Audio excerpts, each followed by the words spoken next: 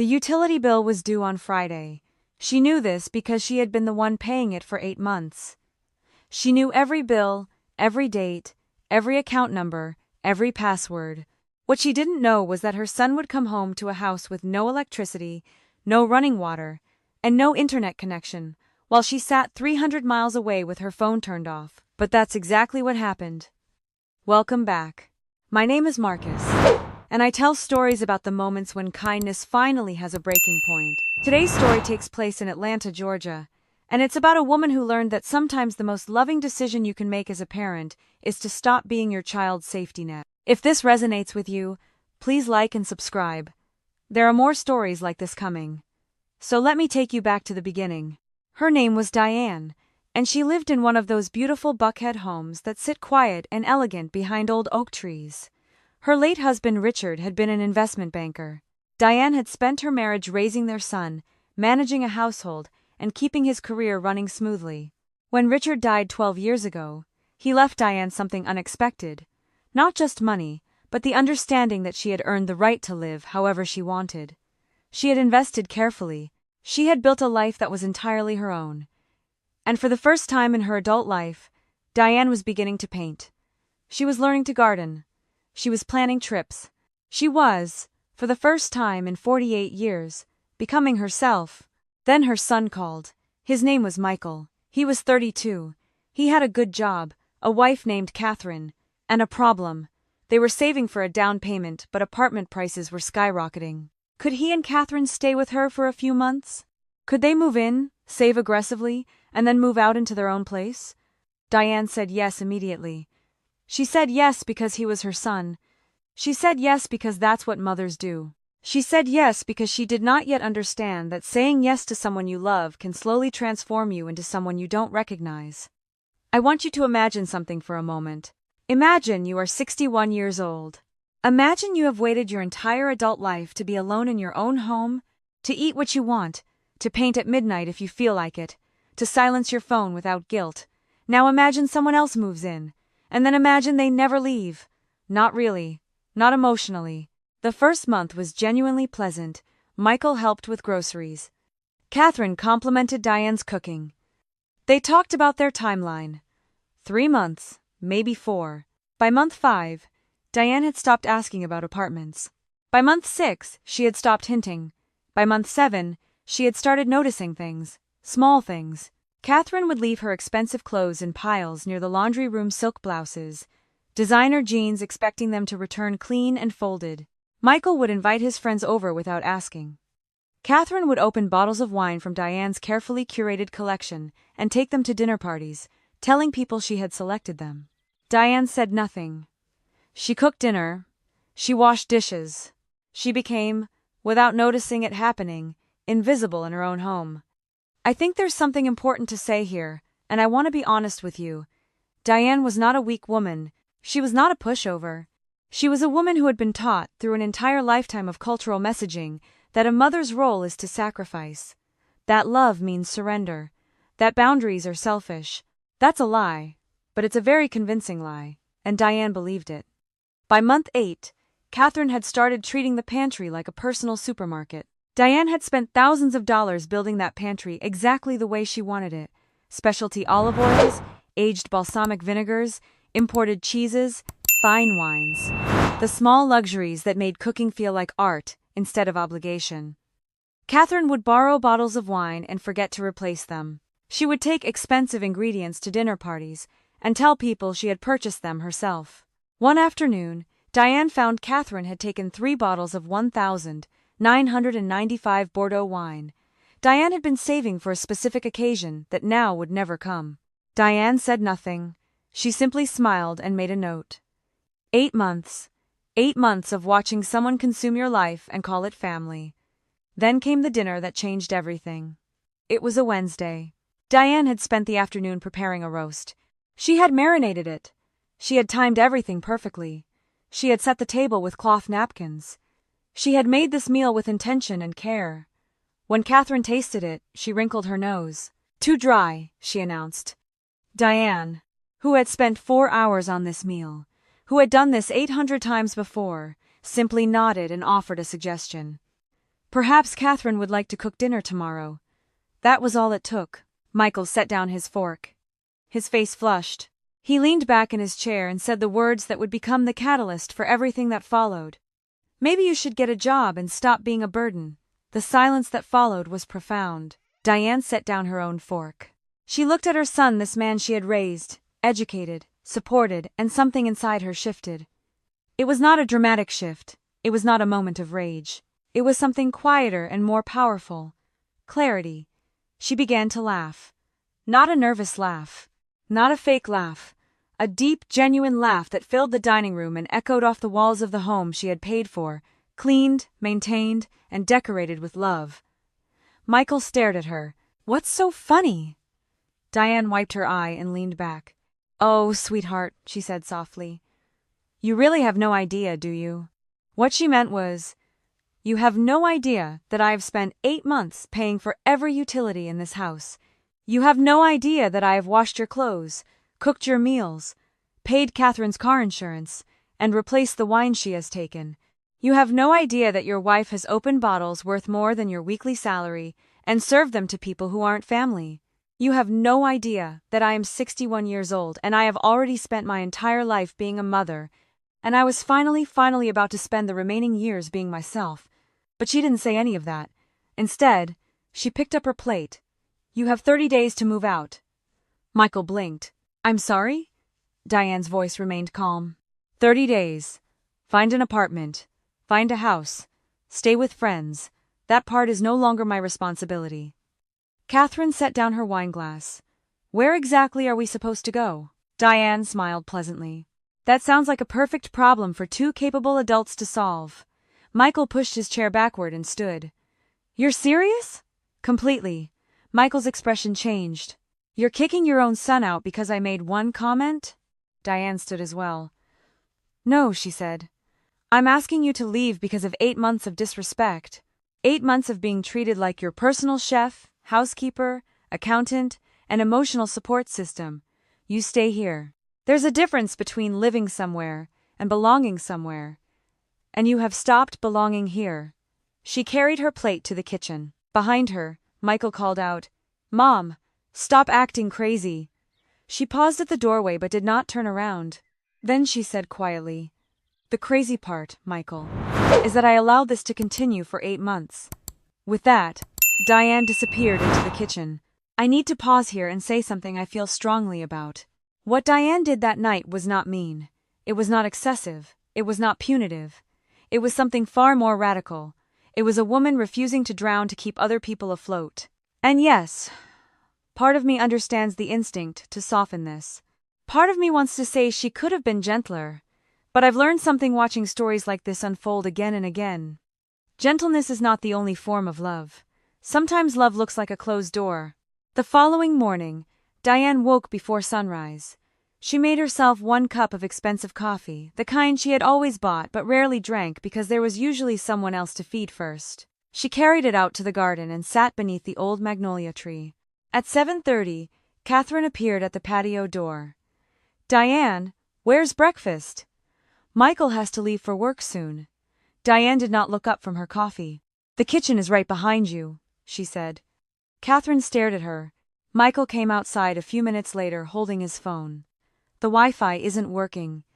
Diane clipped a dead branch from one of her rose bushes. I changed the password, she said. What's the new password? Michael asked. She looked at him and smiled. A secret. His face darkened immediately. Mom, stop this nonsense. Diane returned to pruning her roses. No.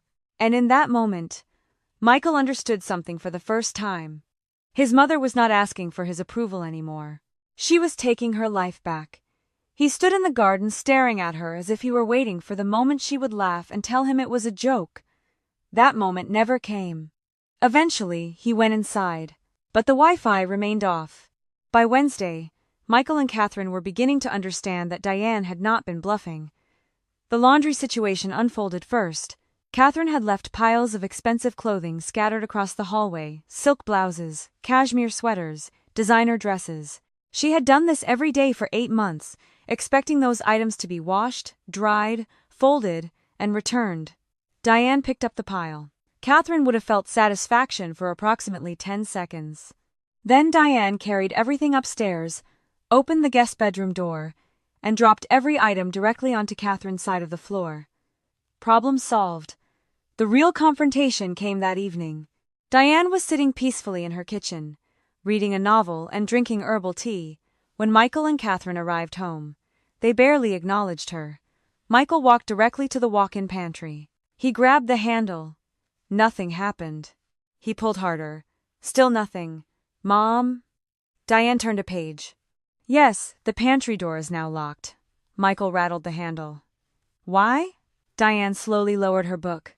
Because this pantry, she explained, had been built exactly according to her specifications. It contained specialty coffees that cost $40 a pound. It held imported olive oil she had collected for years.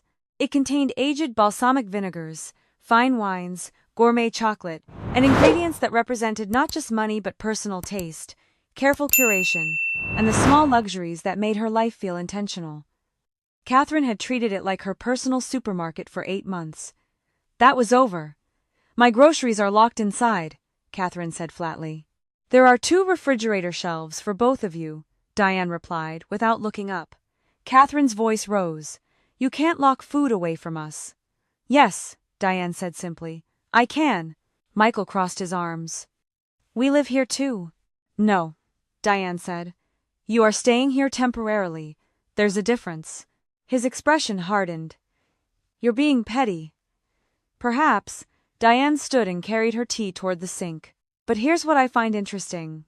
Neither of you has once asked how you can help around this house. You only become upset when something you expected me to provide suddenly disappears. That's not family. That's entitlement. You have 26 days remaining. I suggest you start planning. Neither of them answered. The following Saturday brought another test. A bright yellow note appeared on the kitchen counter. Friends coming at 11. Please stay out of the living room. Diane read it twice. Then she smiled, not because the note was funny, but because she finally understood exactly how deep the entitlement went. She did not tear up the note. She did not argue. She simply walked to the thermostat. Catherine loved keeping the house at 64 degrees, cold enough to justify wearing expensive sweaters indoors. Diane changed the setting to 78 degrees. Then she locked the thermostat controls. Then she left the house and drove to a spa 2 hours away. She got a deep tissue massage. She turned off her phone. She did something she had not done in 8 months. She was completely unavailable. When she returned that afternoon, Michael was pacing in the driveway. Where have you been? He shouted. At the spa. The air conditioning stopped working. No, it didn't, Diane replied calmly as she locked her car. Catherine's friends were sweating all afternoon. I set it to 78. You did that on purpose. Of course I did. Michael followed her toward the door. You embarrassed Jocelyn. Diane stopped and turned to face him. No, Michael. Jocelyn embarrassed herself when she invited guests into my home and ordered me to disappear from my own living room. His face tightened. You're tearing this family apart. Diane looked directly into his eyes. No, I'm refusing to hold it together by letting you walk all over me. Then she opened the door. You have 21 days left. She stepped inside and closed the door. Behind her, Michael stood in stunned silence. For the first time, he was beginning to understand. The woman they had believed they could control was gone. I want to be honest with you about what happened next. Because it matters. Michael did not immediately accept this. He did not realize his mother was serious. Instead, he did what he had always done. He tried to manipulate her. He tried arguing. He tried guilt. He tried making her feel responsible for his problems. None of it worked. So Michael began looking for leverage. He convinced himself that Diane was acting this way because she was struggling financially. Maybe the house was becoming too expensive for her. Maybe eventually she would realize she needed his help. That assumption gave him confidence. On Tuesday morning, Michael's pride and joy, a 1968 Mustang he had spent months restoring, was his next point of control. The car sat in Diane's 2-car garage, exactly where it had been since he moved in. The restoration project had taken over her entire garage. Tools covered the workbench, spare parts were stacked against the walls, Oil stains marked the concrete. Diane had been parking her own car in the driveway to accommodate him. Not anymore. After Michael and Catherine left for work, Diane called a towing company. The Mustang was carefully moved out of the garage and parked on the street. Diane then pulled her own sedan into the garage. She gathered Michael's scattered tools, placed them into storage bins, and left them neatly beside the side entrance. Finally, she locked the garage. When Michael arrived home that evening, the moment he saw the Mustang on the street, his face turned red. "What did you do?" Diane was sitting on the porch with iced tea. "I moved your car." "You moved my Mustang. It was in my garage. You know that car is valuable. Then you should keep it somewhere safe." Michael marched toward her. "Put it back." "No." His expression hardened. "You cannot lock me out of the garage. It is my garage. My tools are in there. They're in storage bins beside the door." Michael looked ready to explode. Diane remained seated. "You have 16 days left." Michael stared at her. "You keep saying that like I'm actually leaving." Monica took another sip of tea. "You should probably start believing me." He stood there for several seconds, waiting for her to become uncomfortable. She didn't. Eventually he turned away, but he wasn't finished. Later that week, while Diane was watering plants in her sunroom, Michael did something that would reveal exactly how lost he had become. He pushed open the door to her home office. He knew his mother had money, she had always lived comfortably. But he had no idea how carefully she had protected her financial information. He spotted a financial statement on her desk. He picked it up. What he read made his face go completely pale. $5 million. Catherine was standing in the hallway. She had followed him. "Michael?" she whispered. "Look at this. $5 million. The number hung in the air between them like a physical thing." Catherine's expression changed. She looked at the statement. Then she looked at Michael. Then she looked back at the statement. And in that moment, everything shifted. When Diane returned, Michael was still standing in her office, holding the document. She saw it immediately. She walked over and took the statement from his hands, without saying a word. "Yes," Michael said slowly. "I have $5 million. Since when?" "Since your father died." Michael stared at her as if she had suddenly become a stranger. "You never told me. You never needed to know. You've been sitting on millions while complaining about groceries." "I never complained about groceries." Michael's voice rose. "You're throwing us out over money when you have this much?" "No," Diane said. "I'm asking you to leave because you disrespected me." The room became very quiet. "But Michael," she continued, "we're your family. You were family before you called me a leech." Michael's eyes hardened. "Dad would have wanted me to have some of that." Diane shook her head immediately. "Your father left his money to me. He was my father, and you are 32 years old." The silence that followed was profound. Diane placed the statement back in the folder. "I paid for your education. I supported you for 18 years. I allowed you and Catherine to stay here for 8 months without paying rent. But helping you become an adult does not mean funding your entire life. So, you're just keeping everything for yourself." Michael's voice was bitter. "That doesn't make it yours." He stared at her, and for the first time, Michael understood something that would change him. His mother's greatest weakness had never been her money. It had been her generosity.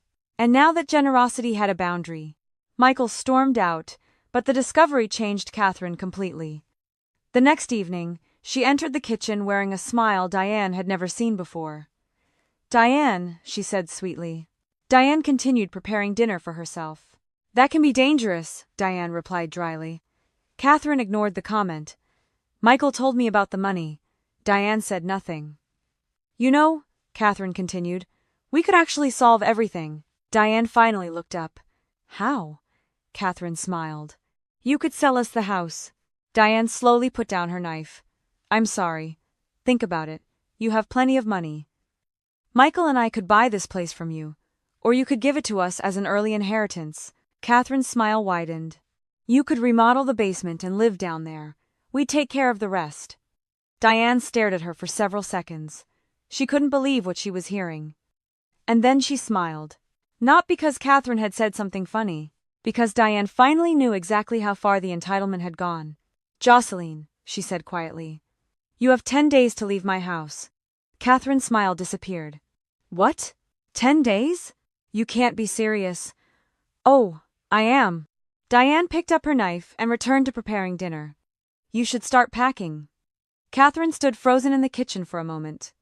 For the first time, she looked genuinely afraid. And Diane knew the final countdown had begun. Catherine stormed upstairs after receiving the 10-day deadline. She slammed the bedroom door so hard that picture frames in the hallway rattled. Diane didn't follow her. There was nothing left to discuss. That evening, Diane sat alone in her kitchen and made a list. Electricity, water, gas, internet. She had spent years ensuring every bill was paid on time, every service running smoothly, every comfort available. Now she was finally going to stop paying for two adults who had decided she was their servant. The following morning, she called the utility companies. She arranged for every service registered under her name to be disconnected on Friday at 9 o'clock. Then she made another call. She booked a week at a peaceful resort 200 miles away, in the mountains, with no cell service. For the first time in months, Diane felt genuinely excited about leaving her own house. Michael and Catherine noticed her unusual calmness. They assumed it meant she was giving up. They were wrong. Over the following days, they made almost no serious effort to move. Their belongings remained scattered throughout the house. Catherine continued leaving dishes in the sink. Michael continued using the garage whenever he felt like it. They behaved as if Diane's deadline were nothing more than an empty threat. By Thursday evening, Diane had packed her suitcase. She also secured the most valuable items in her bedroom and office. Her financial documents went into a locked safe. Her jewelry was stored carefully. Important papers and photographs were packed. She wasn't angry. She was simply finished. Friday morning arrived at 8 o'clock. Michael and Catherine left for work. Neither said goodbye. Diane watched their car disappear down the street. At 9, the electricity was disconnected. The air conditioning stopped. The refrigerator went silent. At 9:15, the water stopped running. Diane finished preparing her things. She carried her luggage to her car. Before leaving, she walked through the house one final time. She checked every window. She locked every door. She secured her office. Then she stood in the quiet hallway and smiled. For the first time in months, the house felt like hers again. She got into her car and drove away. At 5:45 that evening, while sitting on the balcony of her mountain resort room, watching the sun set over the distant landscape, Diane's phone began vibrating. Michael. Mom, the power is out. Another message. Michael, did you forget to pay the bill? Then another. Michael, the water isn't working either. Diane looked at the screen. She was holding a glass of wine. The view was extraordinary. She didn't answer. A few minutes later. Michael, where are you? Michael, this isn't funny. And finally. Michael, call me now. Diane placed her phone face down on the small table beside her. She ordered dinner from room service. She watched the sky darken. For the first time in years, she didn't feel responsible for solving someone else's emergency.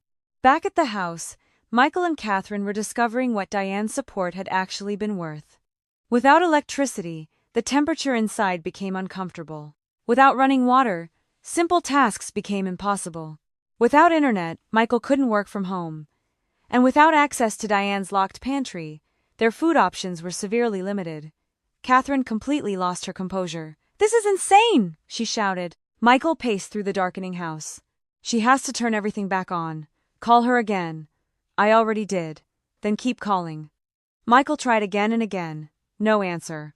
He contacted the utility companies, but because the accounts were in Diane's name, the representatives explained they couldn't do anything immediately. By midnight, Catherine was crying. We can't stay here. Michael knew she was right. They threw some belongings into a bag and checked into a hotel. The next morning, when Diane finally looked at her phone, there were 14 missed calls and dozens of messages. One from Michael stood out. Mom, we had to get a hotel. You win. We're looking for an apartment. Just turn the power back on so we can pack. Diane stared at the screen. She felt no satisfaction. No triumph. Only relief. She typed one response. Take the time you need to pack during daylight hours. Leave the keys on the kitchen counter when you're finished. Do not contact me again until you're out. She pressed send. Then she turned off her phone. An hour later, she was getting a deep tissue massage. An hour after that, she was sitting by the spa's pool, reading a book, something she hadn't done in years without guilt interrupting. For once, nobody was asking her for money. Nobody was demanding breakfast. Nobody was criticizing her cooking. Nobody was telling her what to do with her own home. She simply existed. Back home, Michael and Catherine began searching frantically for an apartment. Reality hit immediately. Their savings were smaller than they had imagined. The first month's rent and security deposit consumed a large portion of what they had. Catherine complained about every apartment they viewed: too small, too old, too far away, too expensive. Eventually, they settled on a cramped one-bedroom apartment across town. It was nothing like Diane's spacious home, but it was theirs. A week later, Diane returned. She slowly drove into her driveway. The Mustang was gone. The clutter was gone. The house was silent. She unlocked the front door. Inside, everything had changed. The rooms looked larger without their belongings. The hallway was clear. The kitchen counters were spotless. And sitting in the center of the island were 2 house keys. Diane picked them up. She stood there for a long moment. Then she smiled. Her home was finally hers again. But one final conversation was waiting for that evening. The phone rang. It was Michael, Diane answered. His voice was quieter than usual. Mom. Yes? We moved out. I know. We're renting a one-bedroom apartment. I hope it works out for you both. There was a long pause. Then Michael asked, Are you happy now? Diane looked around her peaceful kitchen. I am at peace, she said. Silence followed. Then, Mom, could I borrow $1,000? Until payday. Diane closed her eyes. The old version of herself would have said yes immediately. That woman had given her entire adult life away, in incremental decisions that never felt like decisions at all. But that woman was gone. No, she said. Just until payday. You both have jobs. Please, you'll figure it out. She ended the call. Then Diane walked to the front door. It was time to make one final change. She installed a new smart lock herself. The old lock had protected the house physically. This new one represented something more, a boundary made visible. When the final screw was tightened, Diane stepped back and looked at the door. Then she smiled. The following morning, she began reclaiming every part of the house. The guest bedroom that Michael and Catherine had occupied became a blank canvas. She hired a contractor to remove the carpet and repaint the walls. She turned the room into a private art studio. A large wooden table stood beneath the window where natural light poured in every afternoon. Shelves filled with paints, brushes, and canvases lined the walls. The room was quiet. The room was hers. Diane had always wanted a creative space. She had simply never allowed herself to have one. Now she did. She also transformed the garden. She planted new roses, added herbs, and created a small sitting area beneath the magnolia tree. Instead of waking up each morning to prepare breakfast for demanding people, Diane drank her coffee outside. Sometimes she read, sometimes she painted, sometimes she simply watched the birds. Her house had never been more peaceful. I want you to understand something here. This isn't a story about a mother who stopped loving her son. This is a story about a mother who finally loved herself. And that, it turns out, is what her son needed all along. Meanwhile, Michael and Catherine were discovering that independence was harder than they had expected. Their apartment was small. Their kitchen barely had room for 2 people. Their living room overlooked a parking lot. They hated it. But they had no other option. The money they once spent casually had to be divided carefully between rent, groceries, transportation, and bills. There was no Diane to fill the gaps. No free pantry, no paid insurance, no spare bedroom. No one waiting to fix their problems. For the first time, Michael had to confront the consequences of his own choices. 6 months passed. Diane's life continued changing in beautiful ways. She traveled with friends to museums and gardens. She spent quiet mornings in her studio. She joined a local painting group and began displaying some of her work at small community events. She didn't suddenly become extravagant because she had money. Instead, she became intentional. She spent her wealth on experiences that brought her peace. She upgraded the garden. She traveled. She supported a few charities she cared about. Most importantly, she stopped confusing generosity with obligation. She learned that saying no was not cruelty, that boundaries were not rejection, that protecting your own peace was the most loving thing you could do for everyone around you.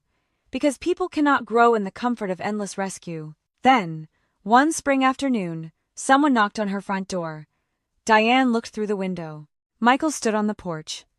He looked different, thinner, quieter, older somehow. She hesitated before opening the door. "Hi, Mom," he said softly. "Hello, Michael." He glanced at the smart lock. "I guess you changed that." "I did." He nodded slowly. "I understand why." Diane opened the door. "Come in." Michael stepped inside. His eyes moved around the house. The clutter was gone. The furniture had been rearranged. The hallway was bright. The house felt completely different. "This place looks amazing," he said quietly. "Thank you." They walked toward the patio. Diane poured 2 cups of coffee. They sat in silence for several minutes. Then Michael finally looked at her directly. "I owe you an apology," he said. Diane waited. "I was awful to you." He stared into his coffee.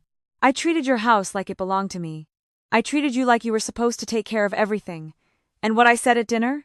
He paused. "I was wrong." Diane nodded slowly. "Yes, you were." Michael looked surprised that she didn't immediately reassure him. "I've thought about it constantly," he continued. "Living without your help forced me to actually grow up." Diane gave him a small smile. "I'm glad. I also owe Catherine an apology." Diane raised an eyebrow. "What happened?" "We've been fighting constantly." She didn't say anything.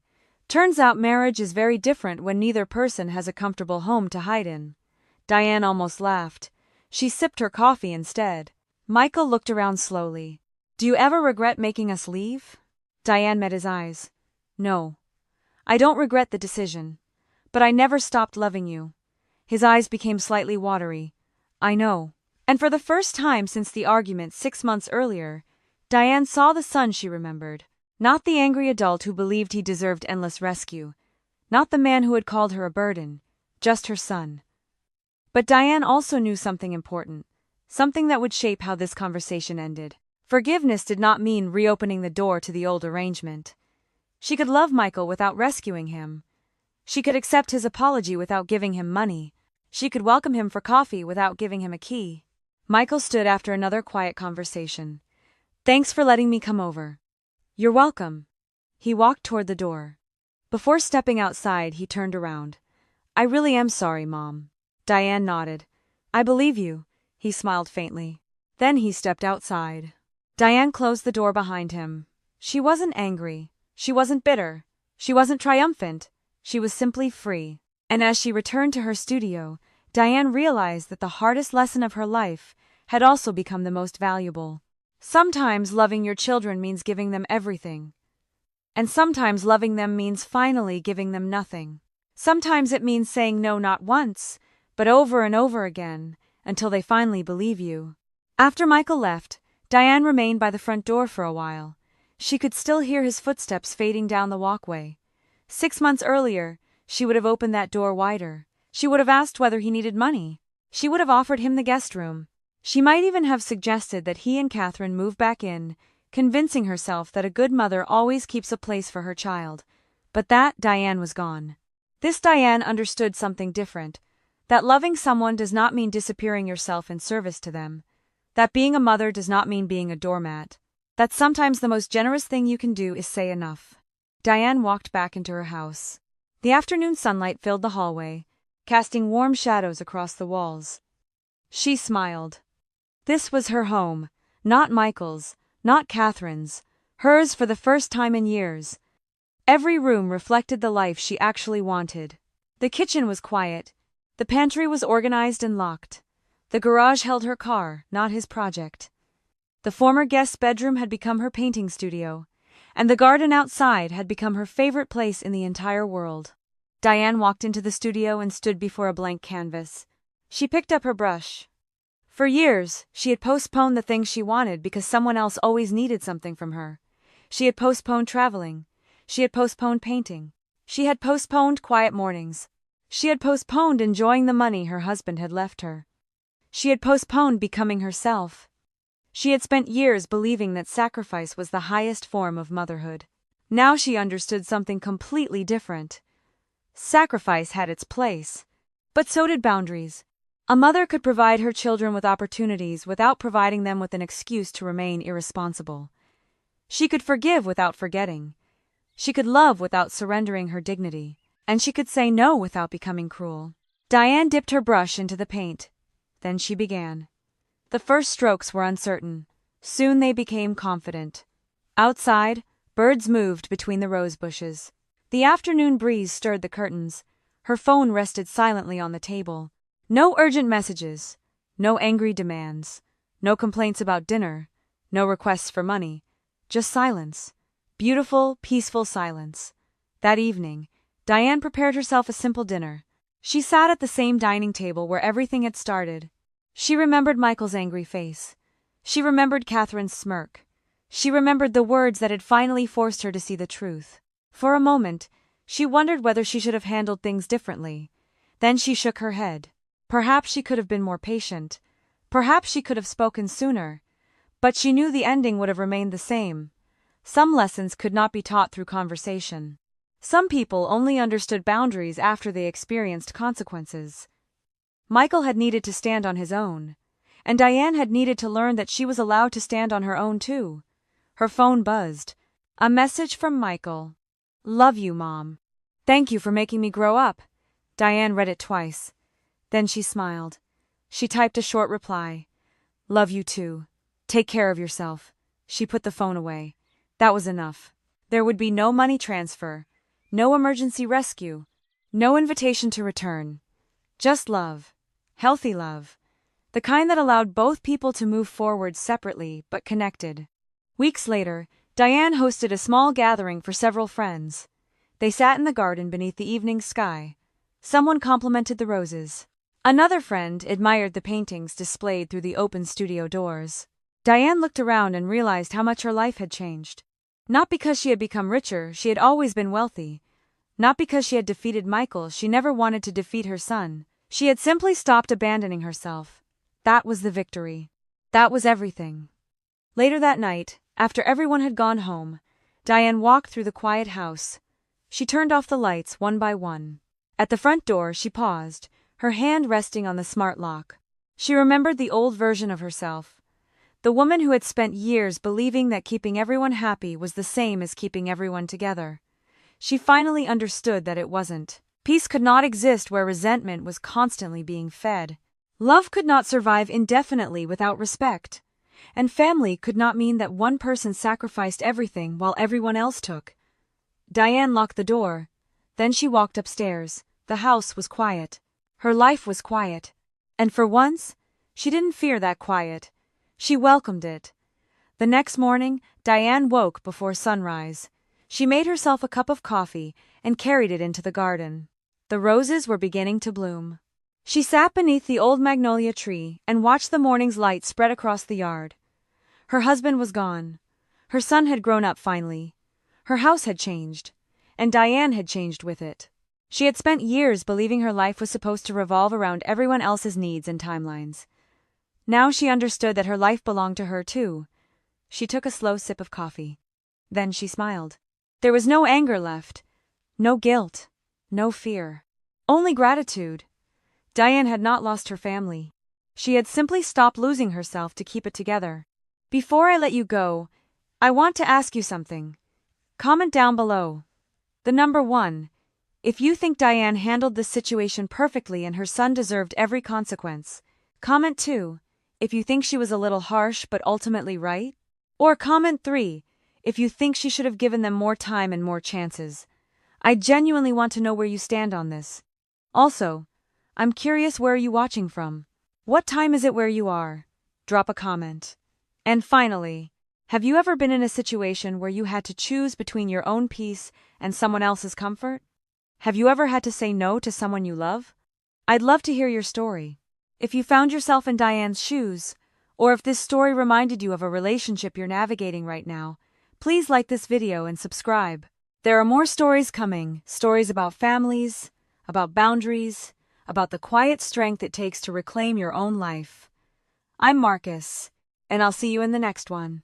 This is a fictional story inspired by real emotional experiences, fully rewritten and reimagined in Atlanta, Georgia, to create original content.